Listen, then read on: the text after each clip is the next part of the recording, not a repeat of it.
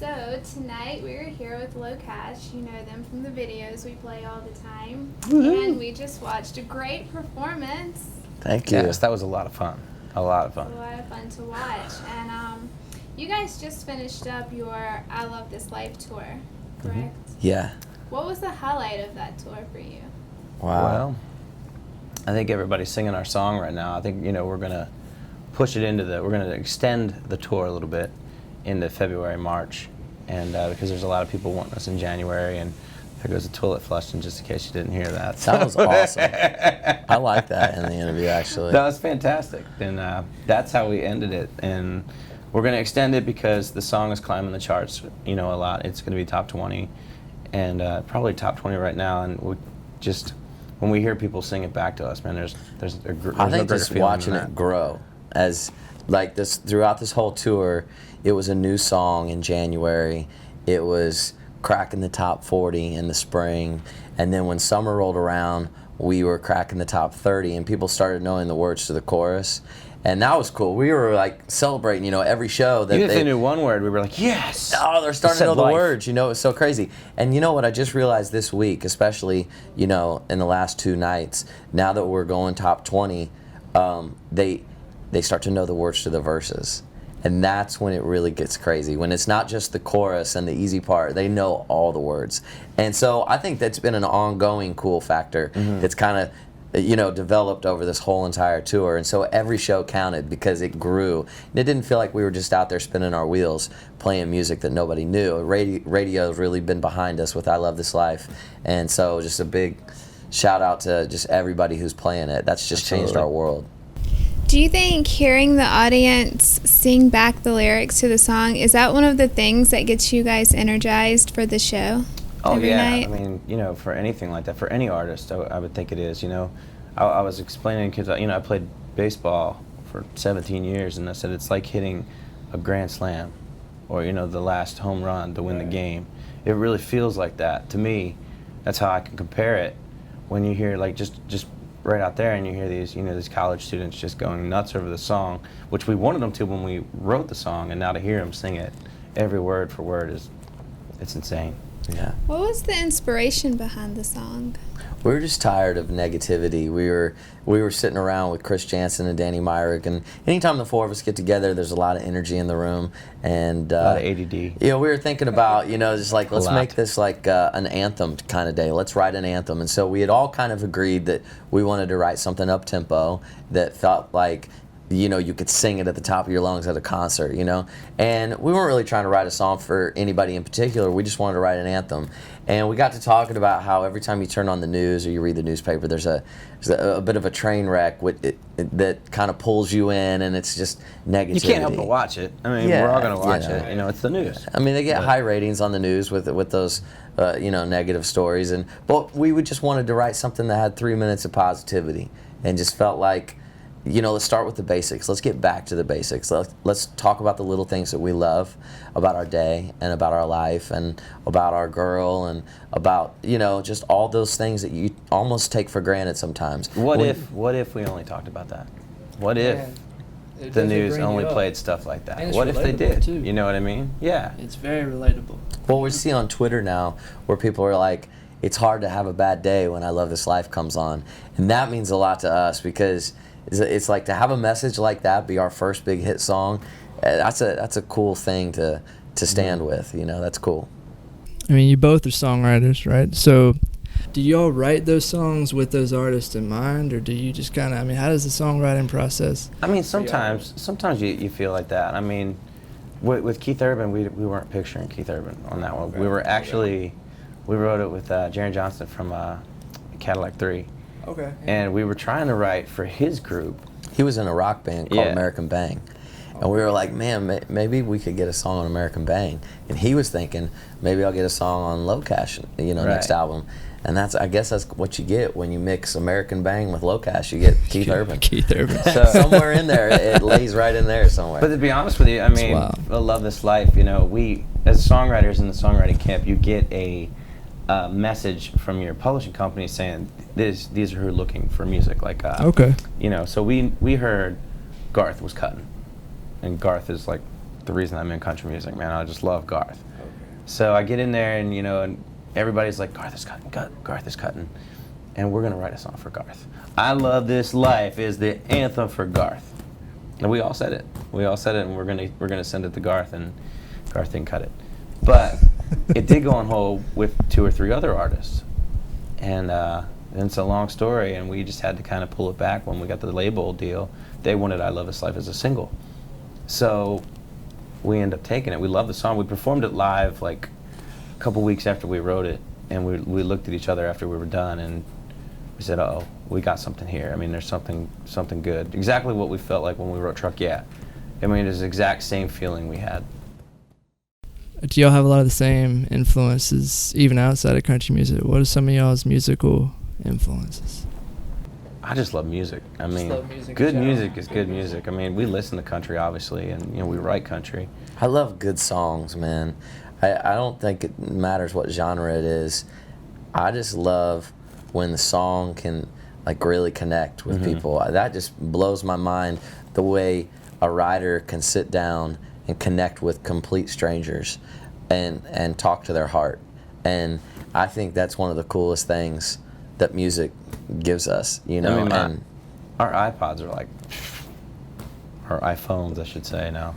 Nobody has an iPod anymore, do they? But I was like, what's an iPod? Some people still have iPods. 1990s. But my iPhone, I mean, I have, I love Bruno Mars, man. I think he's a fantastic artist. And I like Jason Mraz. I like Frank Sinatra. I like Bourbon, I mean. So there's just and I think the world is like that now. You know what I mean? I think that, country is open so wide. Thank you, Taylor Swift, for actually opening it, opening a door that has never been opened. And I think that, fans are realizing that too. I think there's different genres, but everybody wants to be a part of everything right now, which is pretty cool. That's why you see other artists coming in, into country music, and country artists going into other music. I think everybody just loves good music now. And what kind of influence do you want your musical career to have on other artists? Wow. Man, I just want them to look at our songs and say, that we really found a way to convey our messages and found a way that was unique, that was our way. Because, you can, there's a lot of copycats out there and people who want to, they want to write a song because they see the success of someone else writing songs. And they're like, oh, I want to do that, or I want to try that. And I'm all about inspiring other people. But I think that, like, one of our goals every time we sit down to write a song, we can't worry about the next 20 years. We just have to write the best song that day that we can, and make it as honest as we can, and make it as real, and try to connect with our own heart first, and have that conversation. And does that come out and really connect with other people? And when you're honest with yourself in songwriting, I think that's when you create the easiest path to other people. People can read that, who are very smart, they can, especially now, they want to be entertained, and they can read it. They can read. I just want people to look at us and be like, man, they just kept it real, and it didn't matter what kind of song we were writing that day, whether it was a beachy song or it was like a serious song. We have a song called "Best Seat in the House" where it took a lot of our soul to really pour into that, and emotions, and there was a lot of tears in the room. And now, because we were so open with ourselves when we sat down to write that song, other people come to us and they're like, man, that song "Best Seat in the House" really helped me through a tough time. And that's when you really poured the most real portion of your soul into some music. When people can come to you and say, I didn't think I was going to make it, I was on my knees crying, and that song came on and pulled me through. Well, then you know that, it's not like a pat on our back. It's like a pat on our soul. We're like, man, finally, we're creating some music that can really help people sometimes, Mm-hmm. And that's really impressive. And something else that's really impressive that I heard about you guys is that you played Times Square on New Year's Eve. That was very fun and very cold. Extremely cold. I think it was the coldest show we ever did. It was the coldest I've ever been in my life. Like, if we were out there more than a minute, our fingers were like done. I mean, we had gloves on. And I was playing the piano, and I watched in one song. It was so cold that I watched my fingers just kind of go like this, and I was playing like this. in the 3 minutes. That's how cold it got. I had no control over bending my fingers. It was I just crazy. can't believe like 2 million people were out there, no shirts. It's awesome. Some people had no shirts on, and it was freezing. And you know you can't move. Did you know that? Like once you're in your spot, well, you can leave if you want, but you ain't getting your spot back. So people go to the bathroom right there too.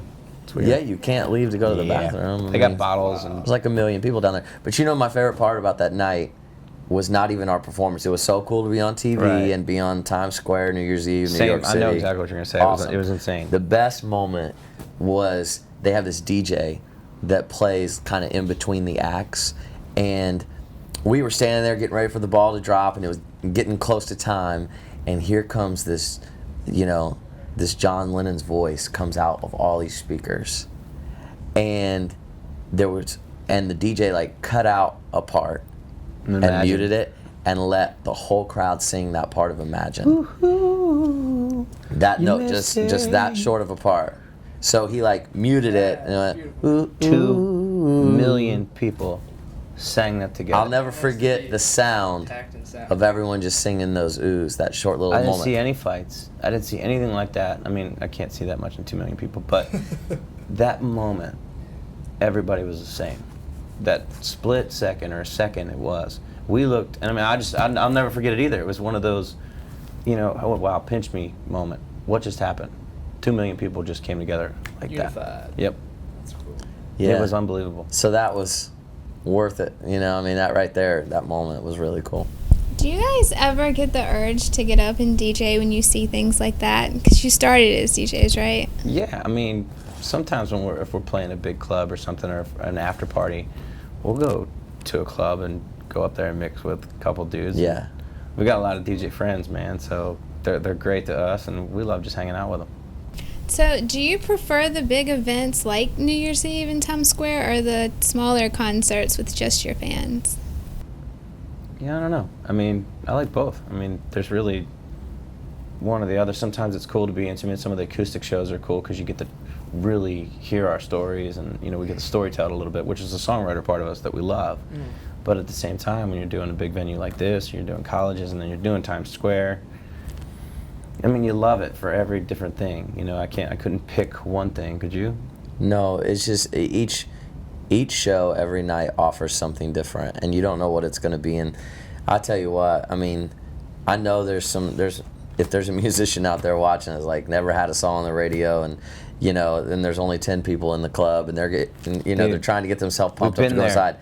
Man, 2 weeks ago. Something, if you really count your blessings and you go on that stage and you get on that mic and you start playing your songs, something cool will happen that night. I don't know what it'll be. You can't put your finger on, but it'll happen. But you got to let it, and you got to want it, and you just got to get up there and believe that you're supposed to be there that night, And so I think every single show has something that you can gravitate towards and be like, tonight was all. And there's been so many shows where we come off stage and we're like, man, before we had songs on the radio, it was, the crowds were a lot smaller sometimes, and we'd come off stage, and I remember our tour manager, Barry, would be like, that was so freaking cool tonight. And because something would happen that you can't plan on. It just happens, You guys also just put out your own signature wine, right? We did. We're winos. Why? What was the inspiration? We just love wine. I think, we wanted to do something and put our hands in something else, and we met a great guy named John Ozer who owns Stone and Vineyards out there in Lodi, California, and asked to partner with us, and there was not even a blink of an eye. We were like, absolutely, we'll do it. Shipwreckedwines.com. Shipwreckedwines.com. Order it's fantastic. it now. We got a white out right now, a red coming out in December, and Shipwrecked. 4 more coming. Where did the shipwreck come from? The shipwreck, the name. Well, we have a song called Shipwrecked on our Okay. EP that comes out October 30th, and go get that EP, October 30th. You can pre-download it, like pre-order it online now. They got all this craziness, and then on October 30th it goes live on your phone while you're asleep, and you wake up and it's just there. And there we are. Waiting on your iPhone. Here we are. So Shipwreck, that's where we got the name for the wine and the song. Right on. Well then, so as we're wrapping up and you're talking about your EP coming out, what else is next for y'all? Like as you move into what else is pushing this song up to as far as we can get it. Going for number one. Let's go for it. And Would like to have it, you know, but we're very happy with the success that's already started. But we're going to push that as long as we can, and then once it peaks, hopefully at #1, you know, we'll go with our next single. And we really don't know what it is. It's on that EP, whatever it is. It's on the EP. We don't know what it is, but you know, you got to go from there. And every artist does each song like that now. How many songs are on the EP? Six songs are on the EP. I Love This Life and 5 more.